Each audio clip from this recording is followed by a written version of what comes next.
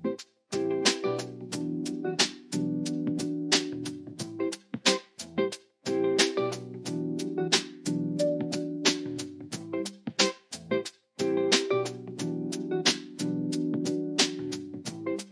ನಮಸ್ಕಾರ. ಅಜ್ಞಾನ ತಿಮಿರಾಂಧಸ್ಯ ಜ್ಞಾನಾಂಜನ ಶಲಾಕೆಯ ಚಕ್ಷುರುನ್ಮೀಲಿತಂ ತಸ್ಮೈ ಶ್ರೀ ಗುರುವೇ ನಮಃ ಅಂತ. ಅಜ್ಞಾನ ಮತ್ತು ಅಹಂಕಾರದ ಪೊರೆಯಿಂದ ಕುರುಡಾಗಿದ್ದ ಕಣ್ಣುಗಳನ್ನು ಜ್ಞಾನವೆಂಬ ಈಟಿಯಿಂದ ತೆರೆದಂತಹ ಗುರುವಿಗೆ ನಮಸ್ಕಾರಗಳು ಅನ್ನೋ ರೀತಿಯಲ್ಲಿ, ನಾನು ಮೂಲತಃ ವೃತ್ತಿಯಲ್ಲಿ ವೈದ್ಯ, ನಾನು ಮೆಡಿಕಲ್ ಡಾಕ್ಟರ್. ಸುಮಾರು 20 ವರ್ಷಕ್ಕೂ ಹೆಚ್ಚು ಕಾಲ ಸಮಾಜದಲ್ಲಿ ಆನ್ ಗ್ರೌಂಡ್ ಕೆಲಸ ಮಾಡಿದ್ದೀನಿ. ಜನಗಳ ಜೀವನವನ್ನ ಸುಧಾರಿಸದ ಹೊರತು ಯಾವುದೇ ರೀತಿಯಾದ ಏಳಿಗೆ ಇಲ್ಲ ಅನ್ನೋದನ್ನ ನಾನು ಅರ್ಥ ಮಾಡಿಕೊಂಡಿದ್ದೀನಿ. 2 ವಿಚಾರಗಳು ನಿರಂತರವಾಗಿ ನನಗೆ ಪ್ರಶ್ನೆಯನ್ನ ಹುಟ್ಟಿಸಿದೆ. ನಾನು ವಿವೇಕಾನಂದರ ಶಿಷ್ಯ. ವಿವೇಕಾನಂದರನ್ನ ನನ್ನ ಮಾನಸಿಕ ಗುರುಗಳನ್ನಾಗಿ ನಾನು ಸ್ವೀಕಾರ ಮಾಡಿದ್ದೀನಿ. ವ್ಯಕ್ತಿ ನಿರ್ಮಾಣದಿಂದ ರಾಷ್ಟ್ರ ನಿರ್ಮಾಣ ಅನ್ನುವಂಥ ವಿವೇಕಾನಂದರ ಕಲ್ಪನೆಗೆ ಹೇಗೆ ನಾವು ರೂಪ ಕೊಡೋದು, ವ್ಯಕ್ತಿ ನಿರ್ಮಾಣ ಅಂತಂದ್ರೆ ಏನಾಗಬೇಕು ಅನ್ನೋದೊಂದು, ಮತ್ತೆ ಧರ್ಮೋ ರಕ್ಷತಿ ರಕ್ಷಿತಃ ಅನ್ನೋದನ್ನ ನಾವು ಹೇಳ್ತಾನೆ ಬರ್ತೀವಿ. ನಮ್ಮ ಸಂವಿಧಾನದಲ್ಲೂ ನಮ್ಮ ಎಂಬ್ಲಮ್ ಅಲ್ಲಿ ಧರ್ಮೋ ರಕ್ಷತಿ ರಕ್ಷಿತಃ ಅಂತ ಬರೀತೀವಿ. ಧರ್ಮದ ರಕ್ಷಣೆ ಮಾಡುವವರನ್ನ ಧರ್ಮ ರಕ್ಷಿಸುತ್ತದೆ ಅನ್ನೋದನ್ನ ಒಂದು ಸಾಕಾರಗೊಳಿಸೋದು ಹೇಗೆ, ರೂಪ ಕೊಡೋದು ಹೇಗೆ, ಅದಕ್ಕೆ ಧರ್ಮದ ರಕ್ಷಣೆ ಅಂತಂದ್ರೆ ಏನ್ ಮಾಡ್ಬೇಕು ನಾವು, ಮತ್ತೆ ಧರ್ಮದ ರಕ್ಷಣೆ ಮಾಡಿದ್ರೆ ನಮಗೆ ಹೇಗೆ ರಕ್ಷಣೆ ಸಿಗುತ್ತೆ ಅಂತ ಅನ್ನೋದು.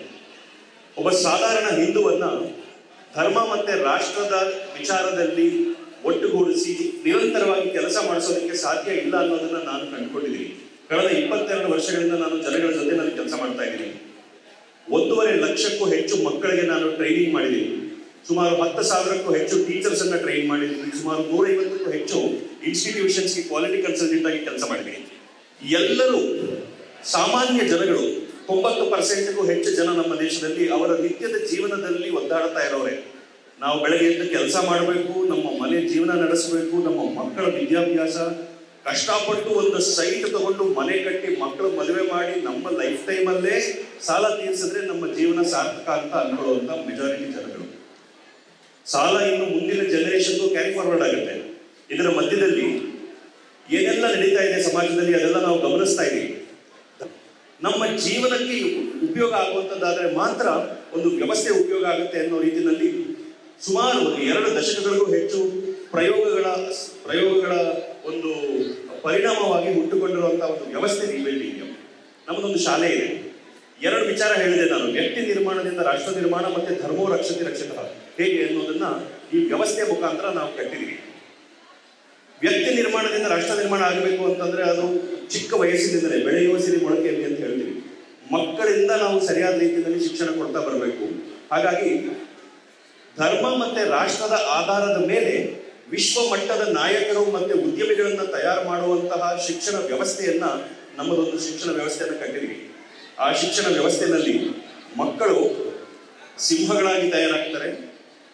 ಮಕ್ಕಳು ಸಂಸ್ಕಾರ, ಸಂಸ್ಕೃತಿ ಮತ್ತೆ ರಾಷ್ಟ್ರೀಯತೆಯ ಬೇರುಗಳ ಆಧಾರದ ಮೇಲೆ ವಿಶ್ವ ಮಟ್ಟದ ನಾಯಕತ್ವ ಮತ್ತೆ ಉದ್ಯಮಿಕತೆಯನ್ನ ಬೆಳೆಸ್ಕೊಳ್ತಾರೆ. ಇದು ಒಂದು ನಮ್ಮದೇ ಆದಂತಹ ವಿಶಿಷ್ಟವಾದಂತಹ ಒಂದು ಶಿಕ್ಷಣ ಪದ್ಧತಿ, ಶಿಕ್ಷಣ ವ್ಯವಸ್ಥೆ. ಪ್ರಪಂಚದಲ್ಲಿ ನಿಮಗೆ ಎಲ್ಲೂ ಇನ್ನೊಂದು ಎಕ್ಸಾಂಪಲ್ ಸಿಗೋದಿಲ್ಲ. ಸೊ ಈ 2 ವಿಚಾರಗಳನ್ನ ಸಾಕಾರಗೊಳಿಸಬೇಕು. ವ್ಯಕ್ತಿ ನಿರ್ಮಾಣದಿಂದ ರಾಷ್ಟ್ರ ನಿರ್ಮಾಣ, ಧರ್ಮೋ ರಕ್ಷಿತ ರಕ್ಷಿತ. ಈ ಕಾರ್ಯಕ್ರಮದ ಮಧ್ಯದಲ್ಲಿ ನನಗೊಂದು ಅವಕಾಶ ಮಾಡಿಕೊಂಡಿದ್ದರೆ ಹೆಚ್ಚು ಸಮಯ ತಗೊಳ್ಳದಲ್ಲೇ ಅದರ ಸಣ್ಣ ಒಂದು ಔಟ್ಲೈನ್ ಅನ್ನು ನಾನು ಹೇಳ್ತೀನಿ. ರಿಬಿಲ್ಡಿಂಗ್ ಯಾವುದು? ಈಗ ನಮ್ಮ ಮುಂದೆ ಸಮಸ್ಯೆಗಳಿದೆ, ಸವಾಲುಗಳಿದೆ. ಏನ್ ಮಾಡಬೇಕು? ನಮ್ಮ ಜೀವನ ಉಳಿಸ್ಕೊಳ್ಳೋದು ಮತ್ತೆ ಧರ್ಮವನ್ನ ರಕ್ಷಣೆ ಮಾಡುವಂತ ಒಂದು ಕಷ್ಟದ ಪರಿಸ್ಥಿತಿಯಲ್ಲಿ ನಾವಿದ್ದೀವಿ. ಆರ್ಥಿಕ ಸಂಕಷ್ಟಗಳಿದೆ, ಶಿಕ್ಷಣದಲ್ಲಿ ಅಸಮಾನತೆ ಇದೆ, ಅನ್ಎಂಪ್ಲಾಯ್ಮೆಂಟ್, ನಿರುದ್ಯೋಗ ಸಮಸ್ಯೆ ಇದೆ, ಪ್ರಕೃತಿ ನಾಶ ಆಗ್ತಿದೆ. ಇದೆಲ್ಲದನ್ನ ನಾವೇನ್ ಮಾಡ್ಬೋದು?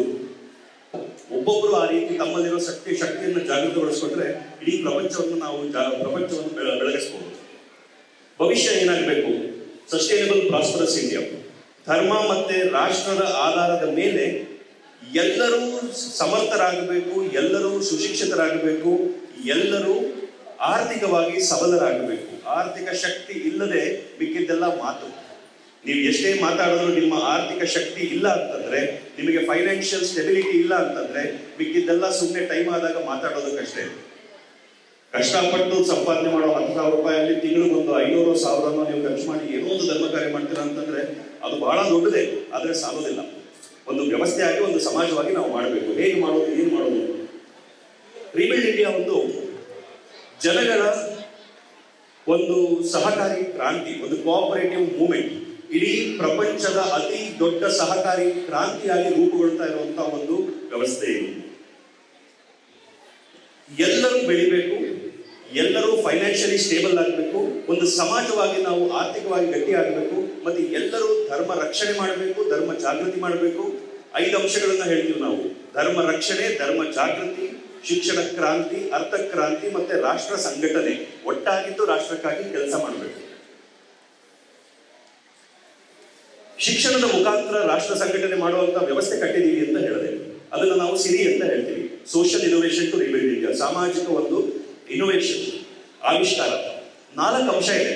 ನಮ್ಮದೊಂದು ಶಾಲೆ ಇದೆ, ಬರಬಹುದು, ನಮ್ಮ ಶಾಲೆಗೆ ಬಂದು ನೋಡ್ಬೋದು ಏನ್ ಮಾಡ್ತೀವಿ ಅಂತ. ಮೊದಲ ಮಕ್ಕಳಿಗೆ ಫ್ರೀ ಎಜುಕೇಶನ್ ಸಿಗುತ್ತೆ. ಆದ್ರೆ ಫ್ರೀ ಎಜುಕೇಶನ್ ಬೇಕು ಅಂತಂದ್ರೆ ಪೇರೆಂಟ್ಸ್ ನಾವು ಕೊಡುವಂತ ಟ್ರೈನಿಂಗ್ ಅನ್ನ ತಗೊಳ್ಬೇಕು. ಆ ಟ್ರೈನಿಂಗ್ ಕೊಡ್ತಾ ಕೊಡ್ತಾ ಅವರ ಬಡತನದಿಂದ ಹೊರಗೆ ಬರೋದಕ್ಕೆ ಬೇಕಾಗಿರುವಂತ ಎಲ್ಲಾ ಶಕ್ತಿಯನ್ನ ನಾವು ಕೊಡ್ತೀವಿ. ಪೋಷಕರಿಗೆ ಒಂದು ವ್ಯವಸ್ಥೆ ಆಗಬೇಕು. ಅದೇ ಪೋಷಕರನ್ನ ನಾವು ಸಣ್ಣ ಉದ್ಯಮಿಗಳನ್ನಾಗಿ ಮಾಡಬೇಕು. ಕೂಲಿ ಮೇಲೆ ನಿರ್ಭರರಾಗದೇ ತಾವೇ ಉದ್ಯಮಿಗಳಾಗಿ ಬೆಳೀತಾ ಹೋಗಬೇಕು. 4ನೇದು, ಅವರವರ ಮನೆಗಳನ್ನೇ ಧರ್ಮ ಪ್ರಚಾರದ ಕೇಂದ್ರಗಳನ್ನಾಗಿ ಮಾಡ್ತಾ ಹೋಗ್ಬೇಕು. ಒಂದು ಸಸ್ಟೈನೇಬಲ್ ಕೋಆಪರೇಟಿವ್ ಕಮ್ಯುನಿಟಿ, ಮನೆಗಳನ್ನ ಕೇಂದ್ರವಾಗಿ ಇಟ್ಕೊಂಡು ಸುತ್ತಮುತ್ತಲಿನ ಸಮಾಜವನ್ನ ನಾವು ಬೆಳವಣಿಗೆ ಮಾಡ್ತಾ ಹೋಗ್ಬೇಕು. ಸರ್ಕಾರ ಮಾಡೋದ್ರಿಂದ ಒಂದು ಮಟ್ಟದ ಬೆಳವಣಿಗೆ ಆಗುತ್ತೆ. ಆದ್ರೆ ಸಮಾಜ ಯಾವಾಗ ಎದ್ದು ನಿಲ್ಲುತ್ತೋ, ಸಮಾಜ ಯಾವಾಗ ತನ್ನನ್ನ ತಾನು ನೋಡ್ಕೊಳ್ಳುವಂತ ಶಕ್ತಿಯನ್ನ ಪಡ್ಕೊಳ್ಳುತ್ತೋ, ಅವಾಗಷ್ಟೇ ನಿಜವಾದ ಬೆಳವಣಿಗೆ ಆಗೋದಕ್ಕೆ ಸಾಧ್ಯ. ಸೊ ಶಾಲೆಯನ್ನ ಕೇಂದ್ರವಾಗಿ ಇಟ್ಟುಕೊಂಡು ಸಂಪೂರ್ಣ ಸಮಾಜ ನಿರ್ಮಾಣ ಮಾಡುವುದು ಹೇಗೆ ಅನ್ನೋದರ ಒಂದು ವಿಶಿಷ್ಟವಾದ ಮಾದರಿ ಇದು. ನಿಮಗೆ ಇತಿಹಾಸದಲ್ಲೂ ಈ ರೀತಿಯಾದಂತಹ ಒಂದು ಕೆಲಸ ನಡೆದಿರೋದಕ್ಕೆ ಎಕ್ಸಾಂಪಲ್ ಸಿಗೋದಿಲ್ಲ. ಮತ್ತೆ ಇವತ್ತಿನ ಪ್ರಪಂಚದಲ್ಲೂ ಈ ರೀತಿ ಶಾಲೆಯನ್ನ ಕೇಂದ್ರವಾಗಿಟ್ಕೊಂಡು ಸಮಾಜ ನಿರ್ಮಾಣ ಮಾಡ್ತಾ ಇರುವಂತಹ ವ್ಯವಸ್ಥೆ ಮತ್ತೊಂದು ಸಿಗೋದಿಲ್ಲ. ರೀಬಿಲ್ಡ್ ಇಂಡಿಯಾ ವ್ಯವಸ್ಥೆ ಏನು? ಇದನ್ನ ಒಂದು ಸಹಕಾರಿ ಕ್ರಾಂತಿ ಅಂತ ಅನ್ಕೊಳ್ಳಿ, ಒಂದು ಕೋಆಪರೇಟಿವ್ ಮೂವ್ಮೆಂಟ್. ಈ ಕ್ರಾಂತಿಯೊಳಗಡೆ ಭಾಗವಹಿಸುವವರೆಲ್ಲರಿಗೂ ಏನೆಲ್ಲ ಸಾಧ್ಯ ಆಗುತ್ತೆ? ನಮ್ಮ ಜೀವನಕ್ಕೆ ಬೇಕಾಗಿರುವಂತಹ ಎಲ್ಲಾ ವಿಚಾರಗಳು ಇಲ್ಲಿ ಫುಲ್ಫಿಲ್ ಆಗುತ್ತೆ. ನಮ್ಮ ಮಕ್ಕಳಿಗೆ ಒಳ್ಳೆ ಎಜುಕೇಶನ್, ನಮಗೆ ಬೇಕಾಗಿರುವಂತಹ ಉದ್ಯೋಗದ ಅವಕಾಶಗಳು, ನಮಗೆ ಆಸ್ತಿಯನ್ನ ಮಾಡಬೇಕಾಗಿರುವಂತಹ ವ್ಯವಸ್ಥೆ, ನಮಗೆ ಆರೋಗ್ಯದ ವ್ಯವಸ್ಥೆ, ಎಲ್ಲ ಒಂದು ಸಮಾಜವಾಗಿ ನಮ್ಗೆ ಏನೆಲ್ಲ ಬೇಕಾಗಿದೆ ಈ ವ್ಯವಸ್ಥೆ ಒಳಗಡೆ ಸಿಗುವಂಥದ್ದು. ಆದ್ರೆ ಇದು ಎಲ್ಲವೂ ಸುಮ್ಮನೆ ಯಾರಿಗೆ ಬೇಕಾದ್ರೂ ಸಿಗೋದಿಲ್ಲ. ರಾಷ್ಟ್ರ ಮತ್ತೆ ಧರ್ಮಕ್ಕೆ ಯಾರೆಲ್ಲ ಬದ್ಧವಾಗಿರ್ತಾರೋ, ರಾಷ್ಟ್ರ ಮತ್ತೆ ಧರ್ಮಕ್ಕೆ ಬದ್ಧತೆಗೆ ಪ್ರಮಾಣವಾಗಿ ಅದಕ್ಕೆ ಎಷ್ಟು ಬದ್ಧತೆ ಇದೆಯೋ ಆ ಬದ್ಧತೆಗೆ ತಕ್ಕಂತಹ ಸೌಲಭ್ಯಗಳು ಅಥವಾ ಅವಕಾಶಗಳು ವ್ಯವಸ್ಥೆ ಒಳಗಡೆ ಸಿಗ್ತಾ ಹೋಗುತ್ತೆ. ಏನು ಬೇಕು ಎಲ್ಲ ಸಿಗುತ್ತೆ ವ್ಯವಸ್ಥೆಯಿಂದ. ಆದ್ರೆ ನಿಮ್ಮ ಕಮಿಟ್ಮೆಂಟ್ ರಾಷ್ಟ್ರ ಮತ್ತೆ ಧರ್ಮಕ್ಕೆ ಎಷ್ಟಿದೆಯೋ ಅದರ ಆಧಾರದ ಮೇಲೆ ಏನ್ ಸಿಗುತ್ತೆ ಅನ್ನೋದು ಡಿಸೈಡ್ ಆಗುತ್ತೆ. ವ್ಯವಸ್ಥೆಯನ್ನ ಎಕ್ಸ್ಪ್ಲೇನ್ ಮಾಡುವಂತ ಜಾಸ್ತಿ ಅವಕಾಶ ಇಲ್ಲ. ತುಂಬಾ ಚಿಕ್ಕದಾಗಿ ಹೇಳ್ತೀನಿ, ಒಂದು ಅರ್ಥ ಮಾಡ್ಕೊಳ್ಳಿ. ಒಂದು ಕೋಟಿ ಜನ ಒಟ್ಟಾಗಿದ್ದು ಒಬ್ರಿಗೊಬ್ರು ಸಹಾಯ ಮಾಡಿಕೊಂಡು ಒಬ್ರಿಗೊಬ್ರು ಸಪೋರ್ಟ್ ಮಾಡಿಕೊಂಡು ವ್ಯವಸ್ಥೆಗಳನ್ನ ಕಟ್ಟಿದ್ರೆ ಯಾವುದೇ ಹೊರಗಿನ ಅವಶ್ಯಕತೆಗಳು ನಮ್ಗೆ ಇರೋದಿಲ್ಲ. ಇದು ಒಂದು ಆ ರೀತಿಯಾದಂತಹ ರಾಷ್ಟ್ರಭಕ್ತ ಧರ್ಮನಿಷ್ಠರ ಒಂದು ಸಂಘಟನೆ ಅಂತ ಅನ್ಕೊಳ್ಳಿ. ಹೇಗೆ ಇದರಲ್ಲಿ ಜೋಡಿಸ್ಕೊಳ್ಬಹುದು, ಯಾರಿಗೂ ಉಪಯೋಗ ಆಗುತ್ತೆ, ಯಾರು ಜೋಡಿಸ್ಕೊಳ್ಬಹುದು? ನೀವು ಯಾರಾದ್ರೂ ಇರಿ, ಒಬ್ಬ ಸಾಮಾನ್ಯ ಮನುಷ್ಯನಿಂದ ಹಿಡಿದು ಸಂಸ್ಥೆಗಳನ್ನ ನಡೆಸುವಂತವರು, ಉದ್ಯಮಿಗಳು, ಇಂಡಸ್ಟ್ರಿಯಲಿಸ್ಟ್, ಸ್ಪಿರಿಚುವಲ್ ಲೀಡರ್ಸ್ ಎಲ್ಲರೂ ಒಟ್ಟಾಗಬಹುದು. ರೀಬಿಲ್ಡ್ ಇಂಡಿಯಾ ಅನ್ನೋದು ಒಂದು ಪ್ಲಾಟ್ಫಾರ್ಮ್. ನಮಗೆ ಬೇಕಾಗಿರೋದು ಎಲ್ಲದನ್ನ ಪೂರೈಸುವಂತಹ ನಮ್ಮವರೇ ಇರ್ತಾರೆ. ನಮ್ಮವರಲ್ಲೇ ಎಲ್ಲಾ ವ್ಯವಹಾರಗಳು, ನಮ್ಮವರಲ್ಲೇ ಎಲ್ಲಾ ವಹಿವಾಟುಗಳು ನಡಿಬೇಕು. ಒಬ್ಬರ ಕಷ್ಟಕ್ಕೊಬ್ಬರಾಗಬೇಕು. ಅನುಮಾನದ ಆಧಾರದ ಮೇಲೆ ಜೀವನ ಯಾರಿಗೂ ನೆಮ್ಮದಿ ಕೊಡೋದಿಲ್ಲ. ನಂಬಿಕೆಯ ಆಧಾರದ ಮೇಲೆ ಜೀವನ ಇದ್ರೆ ಆ ನಂಬಿಕೆ ಎಲ್ಲರನ್ನೂ ಏಳಿಗೆ ಕಡೆಗೆ ತಗೊಂಡು ಹೋಗುತ್ತೆ. ಸೊ ವ್ಯಕ್ತಿಗಳು, ಪಾರ್ಟ್ನರ್ಸ್, ಇನ್ಸ್ಟಿಟ್ಯೂಷನ್ಸ್ ಮಾಡ್ತಾರೆ. ನಮ್ಮ ಜೊತೆಗೆ ಬೇಕಾದಷ್ಟು ಜನ ಇಂಡಸ್ಟ್ರಿಯಲಿಸ್ಟ್, ಅವರ ಕಂಪನಿಗಳಲ್ಲಿ ಬೇಕಾಗಿರುವಂತ ಎಂಪ್ಲಾಯೀಸ್ ನಮ್ಮ ಸಂಸ್ಥೆ ಒಳಗಡೆ ಇರೋದನ್ನ ಮೊದಲು ನೋಡ್ತಾರೆ, ಮತ್ತೆ ಹೊರಗಿನಿಂದ ತಗೊಳ್ತಾರೆ. ಉದ್ಯೋಗದ ಅವಕಾಶ ಸಿಕ್ತು. ನಮ್ಮಲ್ಲಿ ಲ್ಯಾಂಡ್ ಡೆವಲಪ್ ಮಾಡಿದ್ರೆ ನಮ್ಮವರಿಗೆ ಮೊದಲ ಆದ್ಯತೆ, ನಮ್ಮಲ್ಲಿ ತಗೊಳ್ಳೋರಿಲ್ಲ ಅಂತಂದ್ರೆ ಹೊರಗಿನವರಿಗೆ ಅವಕಾಶಗಳು ನೀವು ಇಮ್ಯಾಜಿನ್ ಮಾಡದಷ್ಟು ಎಲ್ಲ ಸಿಗ್ತಾ ಹೋಗುತ್ತೆ. ಆದ್ರೆ ಬೇಸ್ ಲೈನ್ ಏನು? ರಾಷ್ಟ್ರ ಮತ್ತೆ ಧರ್ಮಕ್ಕೆ ಎಷ್ಟು ಬದ್ಧತೆ ಇದೆಯೋ ಅದಕ್ಕೆ ಪ್ರಪೋರ್ಷನೇಟ್ ಆಗಿ ಸಿಗೋದು. ರಾಷ್ಟ್ರ ಧರ್ಮಕ್ಕೆ ಬದ್ಧತೆ ಇರೋರಿಗೆ ಮಾತ್ರ ಲಾಭ ಸಿಗೋದು. ಏನಾಗ್ತಾ ಇದೆ, ಒಳ್ಳೆಯವರಾಗಿರಬೇಕು ಅಂತಂದ್ರೆ ಜೀವನ ಕಷ್ಟ ಅಪ್ಪ ಅನ್ನೋಂಗ್ ಆಗೋಗಿದೆ. ಕಳ್ಳರೆಲ್ಲ ಒಟ್ಟಾಗಿರ್ತಾರೆ, ರಾಷ್ಟ್ರ ಭಕ್ತರು, ಧರ್ಮನಿಷ್ಠರೆಲ್ಲ ಫ್ರಾಗ್ಮೆಂಟೆಡ್, ಎಲ್ಲ ಪೀಸ್ ಆಗಿ ಅವ್ರವ್ರ ಮನೆಗಳಲ್ಲಿ ಕೆಲಸ ಮಾಡ್ಕೊಂಡು ಹೋಗ್ತಾರೆ. ಸರಿಯಾದ ರೀತಿಯಲ್ಲಿ ಇರುವಂತಹವರು ರಾಷ್ಟ್ರಭಕ್ತರು ಧರ್ಮನಿಷ್ಠರೆಲ್ಲ ಒಟ್ಟಾದ್ರೆ ಪ್ರಪಂಚದ ಮಟ್ಟಕ್ಕೆ ನಾವು ನಮ್ಮ ಏಳಿಗೆಯ ಜೊತೆಗೆ ದೇಶದ ಏಳಿಗೆ ಮತ್ತೆ ಮನುಕುಲದ ಏಳಿಗೆಯನ್ನು ಕೂಡ ನಾವು ಸಾಧಿಸಬಹುದು ಅನ್ನುವಂತ ಒಂದು ವಿಶಿಷ್ಟವಾದ ಪ್ರಯತ್ನ ಇದೆ. ಏನ್ ಮಾಡ್ಬೇಕು ನಾವು? ಮಾಡಬೇಕಾಗಿರೋದು ಏನಿಲ್ಲ, ನಮ್ಮ ಕುಟುಂಬಗಳ ಧರ್ಮ ಏನಿದೆ ಅದನ್ನ ಆಚರಣೆ ಮಾಡ್ತಾ ಹೋಗ್ಬೇಕು. ನಮ್ಮ ಹಿರಿಯರು ಏನು ಪಾಲನೆ ಮಾಡ್ಕೊಂಡು ಬಂದಿದ್ರು ಅದನ್ನ ಪಾಲಿಸಬೇಕು. ಹೆಚ್ಚು ಹೆಚ್ಚು ಧರ್ಮದ ವಿಚಾರಗಳನ್ನ ತಿಳಿತಾ ಹೋಗ್ಬೇಕು. ಶಿಕ್ಷಣಕ್ಕೆ ಕಾಂಟ್ರಿಬ್ಯೂಟ್ ಮಾಡ್ತಾ ಹೋಗ್ಬೇಕು. ಶಿಕ್ಷಿತರಾಗಬೇಕು. ಒಟ್ಟಾಗಿ ಉದ್ಯೋಗಗಳನ್ನ ಮಾಡಬೇಕು, ಉದ್ಯಮಗಳನ್ನ ನಡೆಸಬೇಕು, ಆರ್ಥಿಕವಾಗಿ ಏಳಿಗೆ ಹೊಂದಬೇಕು. ವ್ಯವಸ್ಥೆ ಎಲ್ಲ ರೀತಿಯಲ್ಲೂ ಅದು ಕಟ್ಟಿದ್ದಾಗಿದೆ. ಏನೆಲ್ಲ ಸಿಗುತ್ತೆ ವ್ಯವಸ್ಥೆ ಒಳಗಡೆ ಇರುವಂತವ್ರಿಗೆ, ವ್ಯವಸ್ಥೆ ಒಳಗಡೆ ಜೋಡಿಸ್ಕೊಳ್ಳುವಂತವ್ರಿಗೆ ಏನ್ ಸಿಗುತ್ತೆ? ತಮ್ಮ ವೈಯಕ್ತಿಕ ಬೆಳವಣಿಗೆ, ವಿದ್ಯಾಭ್ಯಾಸ ಆಗ್ಬೋದು, ಅವರ ಸಾಮರ್ಥ್ಯಗಳನ್ನು ವೃದ್ಧಿ ಮಾಡ್ಕೊಳ್ಳೋದಾಗ್ಬೋದು, ಅವರ ಕೌಶಲ್ಯಗಳನ್ನು ವೃದ್ಧಿ ಮಾಡ್ಕೊಳ್ಳೋದಾಗ್ಬೋದು, ಆರ್ಥಿಕವಾದಂತಹ ಅವಕಾಶಗಳು, ಶಿಕ್ಷಣದ ಅವಕಾಶಗಳು, ಸಾಮಾಜಿಕ ಬದ್ಧತೆ, ಕಮ್ಯುನಿಟಿ ಸಪೋರ್ಟ್.